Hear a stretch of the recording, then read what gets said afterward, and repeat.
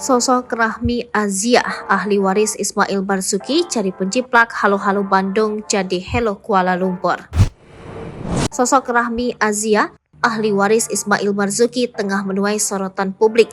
Rahmi Azia disorot usai lagu Ismail Marzuki diciplak oleh Malaysia. Usai lagu itu viral, Rahmi Azia, ahli waris Ismail Marzuki pun buka suara. Pihaknya akan mencari tahu penciplak lagu tersebut. Diketahui, lagu yang diciplak adalah Halo-Halo Bandung. Halo-Halo Bandung merupakan salah satu lagu perjuangan Indonesia. Lagu tersebut menggambarkan spirit perjuangan rakyat kota Bandung saat masa penjajahan. Lebih khusus, lagunya menggambarkan peristiwa Bandung Lautan Api yang terjadi pada 23 Maret 1946. Kini lagu tersebut mendapat sorotan tajam usai diciplak Malaysia. Lagu tersebut diubah menjadi Hello Kuala Lumpur dan ditayangkan di kanal YouTube Lagu Kanak TV. Tak tinggal diam, pihak Ismail Marzuki pun buka suara. Rahmi Azia, ahli waris sekaligus anak sematawayang Ismail Marzuki, akan mencari sosok penciplak lagu Halo-Halo Bandung menjadi Hello Kuala Lumpur. Hal tersebut disampaikan oleh kuasa hukum Rahmi Azia dari Assegaf Hamzah and Partners, Ari Juliano Gema.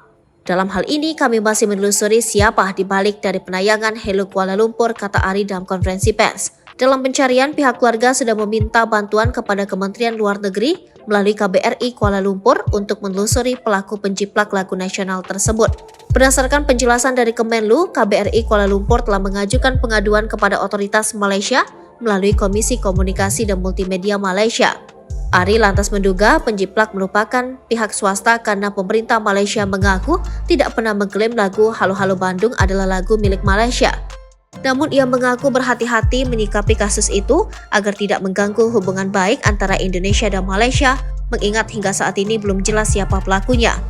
Saat ini keluarga Ismail Marzuki melalui kuasa hukum meminta penutupan konten kepada Kementerian Komunikasi dan Informatika dan Direktorat Jenderal Kekayaan Intelektual Kementerian Hukum dan Hak Asasi Manusia pada tanggal 26 September 2023. Permohonan itu disampaikan setelah pihak keluarga dan kuasa hukum melakukan pertemuan dengan kementerian atau lembaga terkait, meliputi DJKI Kemenkumham, Kementerian Luar Negeri, Kementerian Riset Teknologi Kebudayaan dan Pendidikan Tinggi, serta stakeholder terkait.